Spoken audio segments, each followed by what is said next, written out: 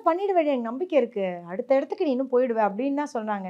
So அவங்களுக்கு இது ஒரு பெரிய சந்தோஷம் தான்.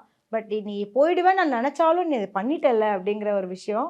ஸோ அவங்க இன்னும் நினைக்கிற இடத்துக்கு நானும் அடுத்தடுத்து கொண்டு போகணும், அவங்க அதெல்லாம் பார்க்கணும், சந்தோஷப்படணும்.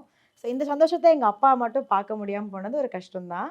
பட் அவங்க எங்கேயும் சாமியாக இருந்து பார்த்துட்டு தான் இருக்கிறாங்க, அவங்களோட பிளெஸிங்குமே. கண்டிப்பாக அந்த பிளெஸிங் இல்லைன்னா இந்த முயற்சியை கூட இவ்வளோ தைரியமாக எடுத்திருப்பேனான்னு எனக்கு தெரியாது. அந்த தைரியத்துக்கு பின்னாடி என் அப்பா தான் மொத்தோட பலமாகவும் இருக்கிறாங்கன்னு எனக்கு அது ஃபீல் ஆச்சு நிறையாவே. ஸோ கூடவே இருந்து அம்மா பண்ணாலும் பின்னாடி இருந்து ஒரு பக்கபலமாக ஒரு கண்மூடித்தனமாக ஒரு விமன் அப்படின்னா நம்ம எல்லாத்தையுமே பண்ண முடியாதுல்ல.